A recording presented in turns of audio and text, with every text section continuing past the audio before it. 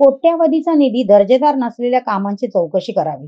शिवसेना तालुका प्रमुख यांची जिल्हाधिकारी बुलढाणा यांच्याकडे मागणी. माजी आमदार डॉ. शशिकांत खेडेकर यांनी तत्कालीन मुख्यमंत्री तथा नगर विकास मंत्री एकनाथ शिंदे यांच्याकडून 200 कोटीचा निधी देऊळगाव राजा शहरास आणला असता एक हाती सत्ता असलेले प्रशासक यांनी सदर कामात गुणवत्ता न पाहता किनारीत सामील होऊन मोठ्या प्रमाणात भ्रष्टाचारास कारणीभूत ठरत आहे.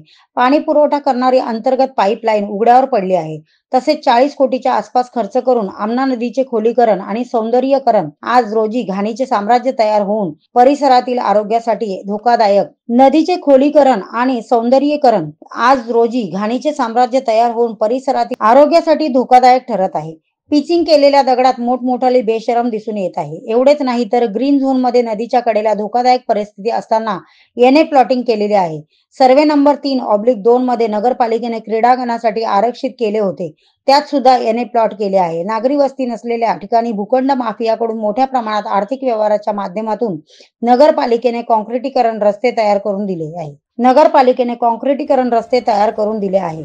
वरील विषयाबद्दल अनेक तक्रारी प्राप्त झाल्या, मात्र कारवाई शून्य असल्याने भ्रष्टाचाराचे मोठे रॅकेट अवतीभोवती फिरत असल्याने नगर विकास मंत्री यांनी त्या बाबीकडे तत्काळ लक्ष देऊन सदर प्रशासक अरुण मोकळ यांची चौकशी करून दोषी आढळल्यास कडक कारवाई करावी, अशी मागणी शिवसेना शिंदे गटाचे तालुका प्रमुख अनिल जगनराव चित्ते यांनी जिल्हाधिकारी बुलढाणा यांच्याकडे केली आहे. सदर कारवाई ही 15 दिवसात झाली नाही तर शिवसेनेच्या माध्यमातून उग्र स्वरूपाचे आंदोलन केले जाईल, असेही प्राईम मीडिया 24शी बोलताना चित्ते यांनी सांगितले. प्राईम मीडिया 24 साठी प्रभाकर माटे, बुलढाणा. मी अनिल जगन्नाथ चित्ते, शिवसेना तालुका प्रमुख देऊळगाव राजा. मी आपल्या देऊळगाव तालुक्यातील शहराचे नगरपालिकेचे सर्वे मुख्याधिकारी तथा प्रशासक अरुण मोकळ यांची देऊळगाव राजातील त्यांनी जे मनमानी या ठिकाणी कारभार सुरू केला आहे त्याची तक्रार जिल्हाधिकाऱ्याकडे दिली आहे. देऊळगाव राजा शहरासाठी तत्कालीन मुख्यमंत्री एकनाथ शिंदे साहेब यांनी या मतदारसंघाचे माजी आमदार डॉ. शशिकांत खेडेकर साहेब यांच्या पाठपुराव्याला जे त्यांनी मागणी केली होती ह्या देऊळगावचा सर्वांगीण विकास होण्यासाठी, त्या विकासासाठी भरभरून पैसा दिला, परंतु त्याची अंमलबजावणी येथील मुख्य अधिकारी यांनी केली नाही. त्यांनी जे कामं केले थातूरमातूर केले. आपल्या आमना नदीचं सुशोभीकरणासाठी त्यांनी 20 कोटीच्या वर निधी या देऊळगावसाठी दिला, परंतु आमना नदीची दयनीय अवस्था आज जर आपण पाहिली तर त्या ठिकाणी गटार तुंबले आहेत आणि त्यांनी जी पिचिंग केली आहे त्या पिचिंग मधून सुद्धा बेसरमी सारखे झाडं त्या ठिकाणी उगले आहेत आणि त्या घाणीचं साम्राज्य त्या ठिकाणी तयार झालं आहे. जागोजागी गटार तुंबले आहेत आणि त्यामुळे देऊळगावच्या वासियांचं आरोग्य धोक्यात आलं आहे. मग 20 कोटी रुपये गेले कुठं असा प्रश्न सर्वसामान्य नागरिकांना त्या ठिकाणी पडला आहे.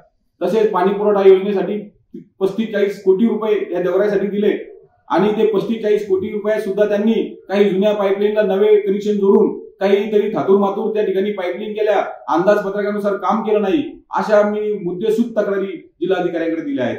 सर्वसामान्य नागरिकांना जे व्यावसायिक लोक आहेत त्या व्यावसायिकांना त्या व्यावसायिक इमारतीवर मनमानी कर लादून 2-2, 3-3 लाख रुपये कर लादले आणि नंतर त्यांच्या संघ आर्थिक संगमत करून ते 10,000 रुपये 20,000 रुपयाच्या पावत्या देऊन लाख 1.5 लाख रुपये इथे या नगरपालिकेने खाल्ले. तसेच इथं ज्या लोकांना शासकीय गाळे दिले गेले त्याच्यात सुद्धा ह्या मुख्य अधिकाऱ्यांनी 3-3, 4-4, 5-5 लाख रुपये घेऊन त्या लोकांना त्या ठिकाणी त्यांची आर्थिक पिळवणूक केली आणि नंतर गाळे दिले. अशा बऱ्याच भ्रष्टाचार त्यांनी केला आहे. इथील ग्रीन झोन मधील जागा असेल ते एने करून दिल्या. असे बरेचसे भ्रष्टाचार मुख्य अधिकारी यांनी केले आहे. बऱ्याच सर्वसामान्य जनतेला त्यांनी लुटला आहे, त्यांच्या दलालांनी लुटला आहे. त्यामुळं त्यांच्या तक्रार मी मुख्य अधिकारी आपले जिल्ह्याचे जिल्हाधिकारी यांच्याकडे केली आहे आणि जिल्हाधिकाऱ्यांनी तात्काळ 15 दिवसात त्यांच्यावर काढवाई केली नाही तर मी शिवसेनेच्या वतीनं एक तीव्र आंदोलन त्या ठिकाणी छेडणार आहे. आणि इथले जे सर्वसामान्यांना मस्तीत बोलणारे मुख्य अधिकारी आहेत, सर्वसामान्य जनतेला रग्गेलवाणी बोलणारे जे मुख्य अधिकारी आहेत यांच्यावर ठोस कारवाई झाल्याशिवाय मी शांत बसणार नाही.